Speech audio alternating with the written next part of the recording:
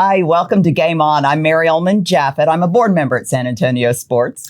And I'm Jenny Carnes, President and CEO of SanAntonioSports. Yeah, and we're so glad that you're here to join us. Especially glad to have our guest today, Dr. Stacey Johnson, who is a very, very dear friend and mentor to both of us, I would say, and just a wonderful human who actually, we give you full credit for starting the youth programs that SanAntonioSports has grown over time.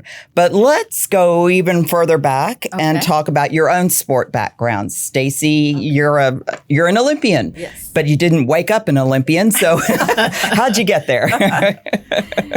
Well, I think, first of all, I would say that how I came to be in San Antonio was my father was a pilot in the Air Force. And so we were stationed here. And then when my father, his last thing was in Vietnam, he flew in Vietnam. And while he was there, my mother said, I want to be living in San Antonio. So I came back and I rode horses. And I had a horse. And I stabled it at Fort Sam Houston, and I met U.S. modern pentathlon athletes. And at that time, women were not allowed to do that sport. But they said, come over to fencing and keep score and time, and so I did. And my parents later divorced, and so I had to sell the horse. Mm-hmm. And that was tough. But I said, you know, I really wanted to be good at something. And horses would have been very difficult because it's exceedingly expensive hauling horses around Europe, right? Right, yeah. So I said, well, maybe I could do this fencing. And so I started taking lessons at about 11, 12, 13 with Pujardu, who was the fencing master for U.S. Modern Pentathlon. And the first 3 months, he had the foil in my right hand. And at the end of 3 months, he said, you are so terrible. You couldn't be any worse if I put it in your left hand. He put it in my left hand, and it completely unlocked my brain. And what, of course, we figured out is I had been to Catholic schools all my life. And they had made me write with my right hand. But I was really a lefty. Yeah. Wow. Isn't that interesting? Yeah. Wow. And so almost immediately, I just fencing was incredible. And so I made my first team when I was 16. And that's where I met the Olympic coach, Michael DeSaro, during that time period.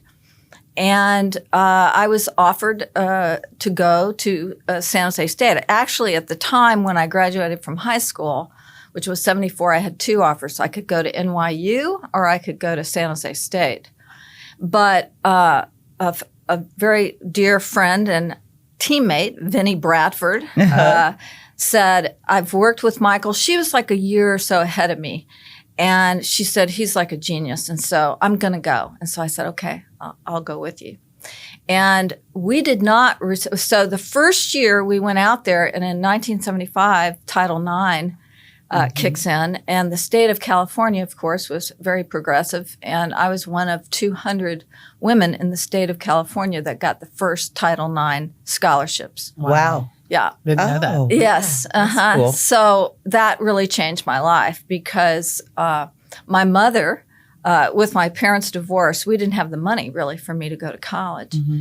And so I needed that scholarship. The first year I had to scrounge money to pay out-of-state tuition. Yeah. But then I had that, after that, I had that year. And then 75 was when I won the first individual national collegiate title. And then we won all the years up until 1980, all of the, it wasn't called NCAAs, it was called that towards the end. Mm-hmm. We were NIWFA at that time. But I won two individuals and we won all the teams. And of course, I was a four-time All-American and very proud to be in the COSIDA Hall of Fame for All-Americans and the first fencer to be inducted. We're sitting in front of greatness. But I've always known that about Stacey. But then you became an Olympian. Yes, so 1980. With a twist. Yes, became an Olympian, and by May, we knew the board of trustees of the U.S. Olympic Committee voted to support the president, Jimmy Carter's request for us not to go to the Olympics, which were being held in Russia, in Moscow. And the reason for that is because Russia had invaded Afghanistan. But I was, by that time, I was about 23, 24 by 1980. And that I believed in my heart that this was really wrong. And it was wrong because the entire principles of the Olympic movement is one of peace and to lay down your arms for a period of time and go in and compete to build peace throughout the world.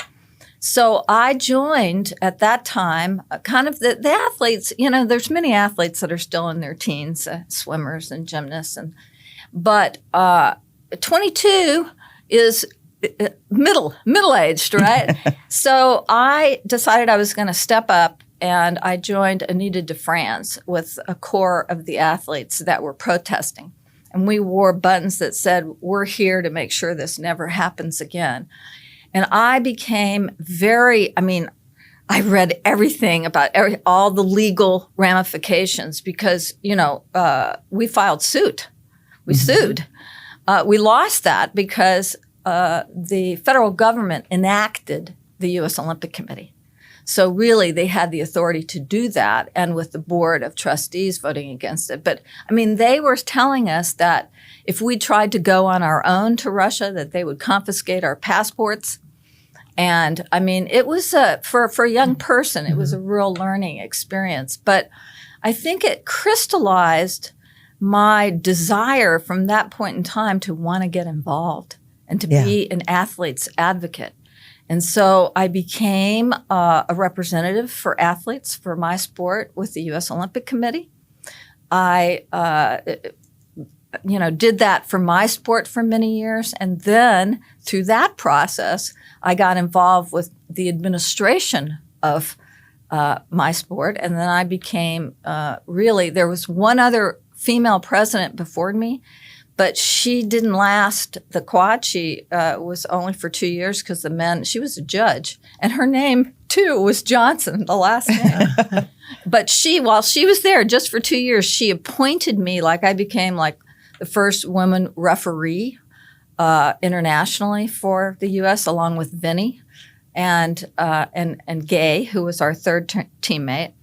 And so it's taking that dark cloud of not competing and transforming that energy into one of advocacy and support for women who were coming after me. And that's what I decided to do. And so I became president and president of USA Fencing. Of USA Fencing. Correct. And then the thing that happened with that is that when I was fencing, women were only allowed to fence one weapon, and there's 3 weapons: foil, epee, and sabre.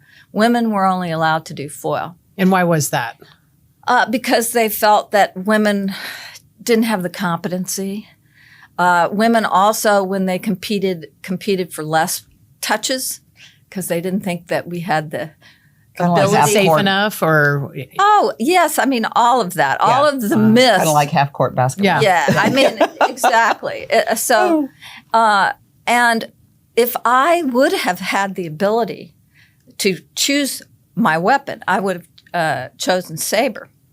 In 1996, and I was vice president then, and I went down to Atlanta representing our president, and that Olympic Games, we got women's epee in 96 in Atlanta. And then I was president in 2000.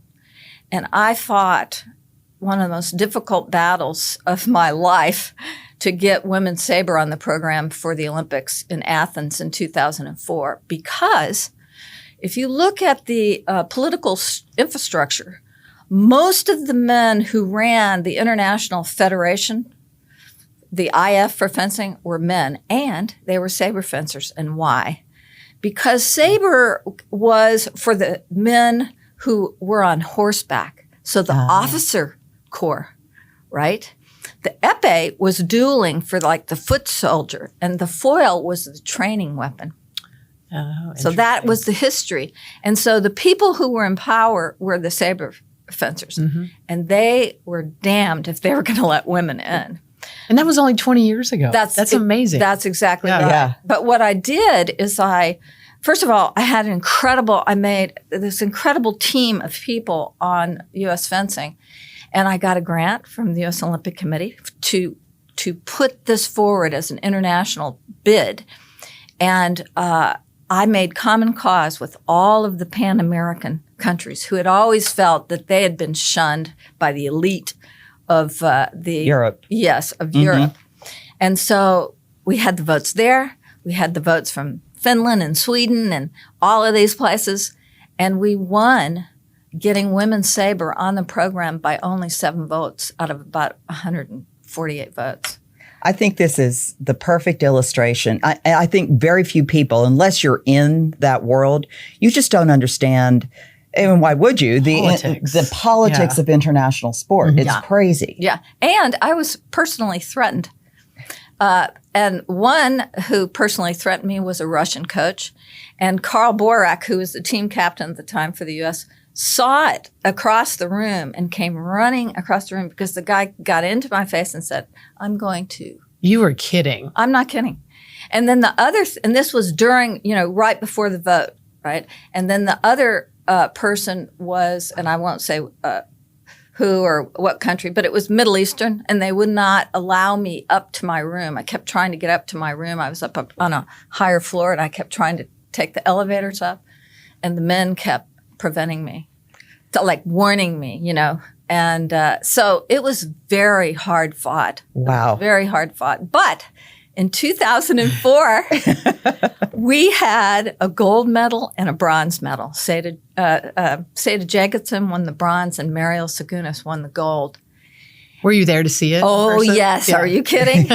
You better believe it. But, and that was the first gold medal in 100 years. So if I couldn't get there, seeing the next generation was the greatest gift and really felt like full circle for me at that moment. But more importantly, and this is the most important thing, is that it broke open the psychology for all the other weapons. Because the guy said, if they can do it, we can do it. So this idea about suppression of women because it's going to, take money away or take things away from the men is false. Quite the contrary. It raised the bar, or it opened the floodgates. And the men, as you well know, our men are now top in the world. Yeah. Our men's foilists, our women's saberists, our men's saberists. And that came from breaking the psychology of the Europeans being dominant. And that was the wedge. And so that was a learning experience about planning, right? Yeah. And being determined, not giving up, and then seeing these young women standing on the podium. I mean, it still chokes me up. Yeah. And it was probably an eye-opener for other sports. I mean, I just looking outside of the sport of fencing, I would imagine that was a defining moment for the Olympic movement. Well, I don't know if I'd go that far. I take a little credit for that. But I have to give credit back. I learned from luge. Luge sport, a lot of people don't know about, had gotten very powerful internationally. And the guy who was serving at the same time was working with me because I served on the NGB Council. I was an officer on the NGB Council. And so I said, how did you do it? So I learned from others about how to do these things too, on the way. For the last 4 decades, San Antonio Sports has dared this community to dream big through the transformational power of sport. For 40 years, we've inspired youth to get in the game, motivated San Antonians to live healthy, been a force behind places to play, and hosted events that impact. As we celebrate 40 years of dreaming big, we invite you to dream big along with us. To support our mission, donate today at SanAntonioSports.org. I think it's amazing. And I'm so glad you brought that energy back to San Antonio. And you were very much a part of the U.S. Olympic Festival. I remember, that's probably where we really first connected, I suppose. Yes. Back in it was the 1993 Olympic Festival. That's right, 1993. That's right.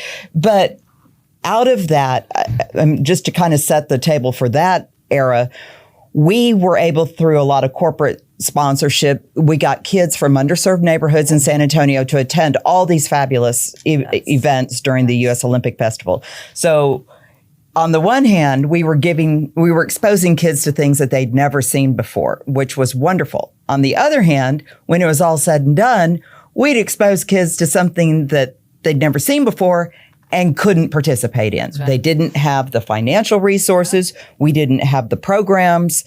There were not the facilities. And that really was the impetus for a lot of what came next in all of those areas.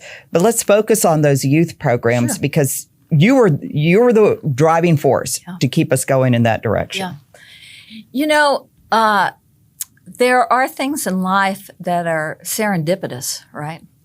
At the time that the Olympic Festival was happening, I had gone afterwards to a board meeting, and who was Secretary of HUD at that time was Henry Cisneros. Yeah. I'm sitting out in the audience, and he's saying, we want to work with the U.S. Olympic Committee. We want to move beyond building bricks and mortar in towns. We want to build programming.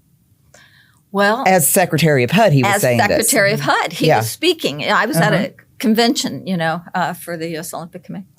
Well, being a young person, I said, I believe you.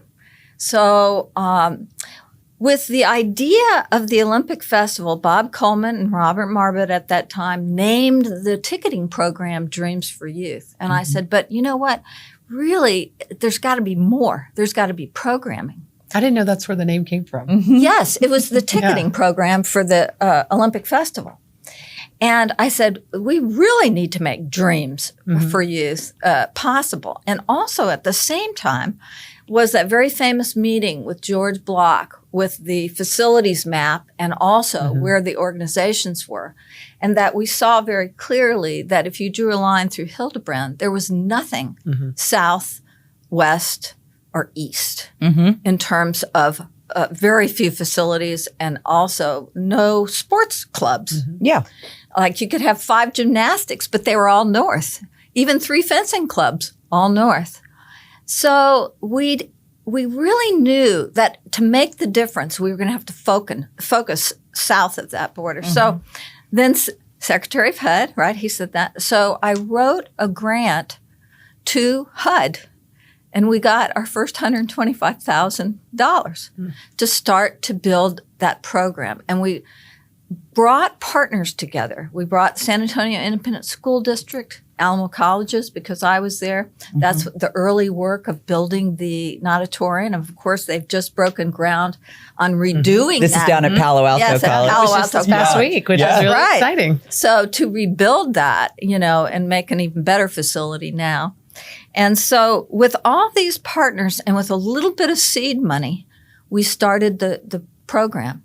HUD could, and the independent school district would bus kids to like Palo Alto. I did the fencing there. Vinny helped with that as well. We had badminton, diving, swimming, cycling. Cycling we did out at the police academy, which was south out there. We had badminton and we did gymnastics. Well, also, serendipitously, right about that time, like about a year or two into it, came the U.S. Olympic Committee with $3 million worth of grants that they were going to let to 3 cities. And so we, and Susan was the director at that time. Dr. Susan Blackwood was our executive director, right? And so we worked together to write that grant and applied for it, and we got $1 million. So then that took us up another level. And the whole grant purpose was to bring from the very grassroots up to a middle level of training. So that then that's creating the pipeline and the pathway to Olympic sports. and really making, San Antonio an Olympic type of city.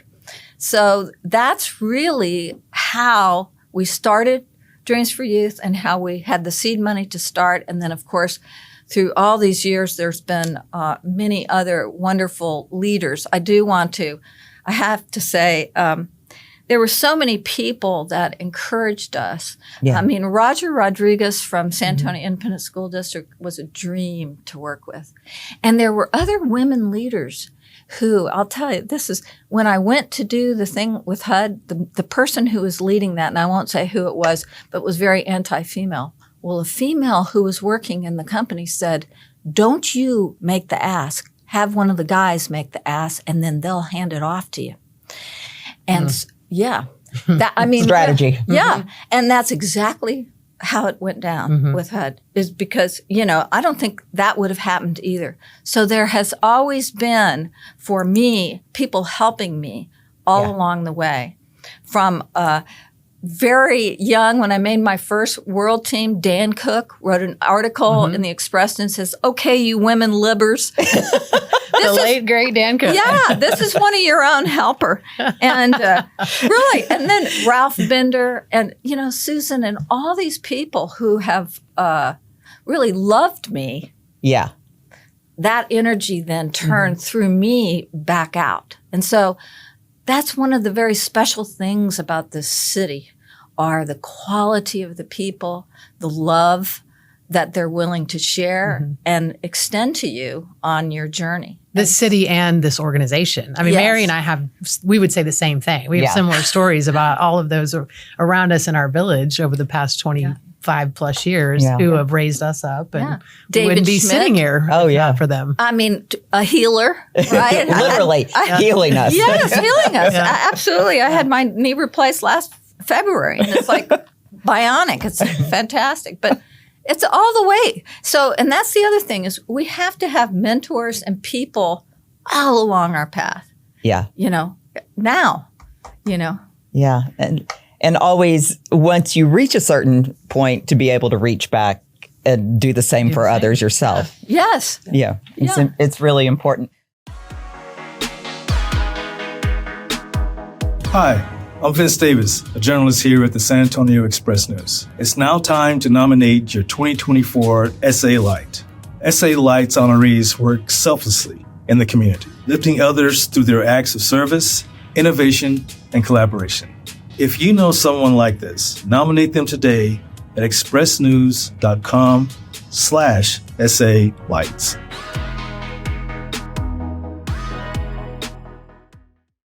I know it wasn't all wine and roses starting Dreams for Youth because I was there for some of it. But what did you feel like our biggest hurdles were when we were getting things going? Well, I don't think this will surprise you now because of the things that we know. But one of the first things that we really encountered as the young people came to the various sites is they were hungry. Some were hungry. They had literally hungry. Literally hungry. They hadn't gotten food. So we needed to provide food for when they came in the door and have drinks and things like this because we were trying to assist and lift up, some of the poorest children in our city. So that kind of work needed to be done along with the sport work. Mm-hmm. And so that was one of our learnings that we weren't ready for when we first started, but we got ready for. I think the other thing that we didn't consciously think of, but we did pretty quickly thereafter, is that we all had to do train the trainer, right, in all these sports. But those young folks that we trained to assist us later became coaches in their own right, Particularly, I remember in fencing, Jose Sanchez. Yes. I think he went to high school in Harlandale or something like that. I think so. Because we would go out to the schools and do demo sports. And he's like, fencing, there's swashbuckling and he'll tell you that story to this day. But he came in as an athlete, and I don't know that he would have considered himself an athlete when he walked in the door, but very quickly caught on and did very, very well. I think he even competed for Mexico at one point and was on their team. And then he became a coach. Yeah. And that's where I saw him in particular really flourish. He was good at coaching and taking care of kids and bringing them up. And that's right. He eventually became a teacher. Yeah. I mean, it was great. And the other thing that we did that we didn't start out to do, but of course now it would be de rigueur, and that is we went to UTSA and to the Health Science Center and got help on doing surveys of all the kids who were in the program. And what we saw was in the first, year or two of doing the survey that 60% of the children improved their grades, which was our, one of our bottom lines. And we believed that, and we knew that from some nascent data nationally. But, there wasn't a lot of surveying going on back then. So that was something that we kept up always, and I know that you have kept up with all the youth programming today, is assessing what you are doing. Now, of course, we have formative assessment and then summative assessment, but that was very important to let people know the true impact, because not only did it impact their grades, self-esteem, what they felt about themselves, young women with boundaries, right, for themselves, all of that we assessed and tested and showed that the programming was good for the kids, for the children. It was groundbreaking, honestly, for this city. Not just our own organization, but it evolved. And we, just so everybody's clear, we don't have Dreams for Youth in that capacity, quite in that structure any longer. And it's evolved into a program that we call I Play After School. And that, jump in, but that really came about because, and again, it was SAISD. It was Roger. Said, we're having a hard time competing against larger school districts at the high school level. Junior high. And junior high level. Yeah. How can San Antonio sports help our kids become better athletes more broadly early? And that's when we kind of moved into the more school-based sports. Because we could impact thousands of kids instead of tens and hundreds. That's right. Yeah. And the other thing is, it was the next logical step, really, to go deeper into the school districts. Yeah. And also, I think about now all the programming too with, football and recognizing, that's the other thing, is recognizing the youth. Getting strokes for doing these things that we know are beneficial for their body, mind, and spirit, but getting that recognition on much broader level. So we're now over 10 years of implementing I Play After School. We're in 5 different school districts now, 50 plus Title I schools. And I wanted to share this because you're talking about collecting data and knowing that these kids are improving their lives holistically, not just around sport development, but we had, we're more sophisticated in the way we track our data now, but we recognize this year going into our inaugural San Antonio Sports High School basketball event, which was just a few days ago, recognizing the top seniors in San Antonio in the area, that we had kids that had made the All-Star game that had come up through I Play After School, because we're able to track that data now through a much more sophisticated organization. And to realize that we started those kids' journeys in sports and that they're still playing their senior year, and some of them will go on and play in college. Absolutely. I was floored when that stat was given to me in the office just weeks ago.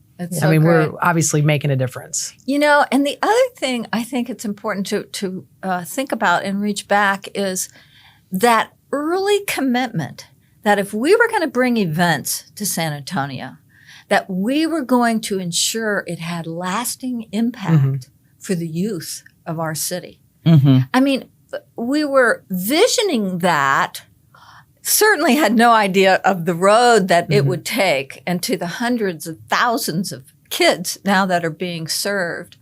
But that was in our hearts of all of the founders, really. It absolutely was. And we've carried that on. That. Yeah, that is still a priority for just about any big event we bring to San Antonio, whether it's just free tickets to sit in the stands and watch elite athletes or college athletes, or a free clinic for the kids, or giving out free sports equipment, or we're doing a reading program for Final Four next year. So we always make sure there's a lasting legacy. And I'm proud to say that we've been doing that for 40 years because of people like you. Yeah, you set us on the right path, and basically you will do this. Here's the formula. Yes, we will. Yeah, I think, one thing we always like to do when we wrap up our episodes here is to ask our guests what the power of sport means to them. And you are the epitome of the power of sport. But in your own words, what does the power of sport mean to you? Well, I think a personal key for me has been through my life, and continues now, has been this learning through the body. Really, I'm in this body. And what am I learning through my body? And so even now, for example, when I injured myself back in 82, I tore my ACL. And from there, I pivoted and went to yoga. Well, yoga now has been something I've done all my life and has kept my health going and all of that. So the learning through the body, one. Two is dreaming. What is the dream, right? As a young person, the dream was to be an Olympian. And so learning to vision a dream and to get there. Yeah.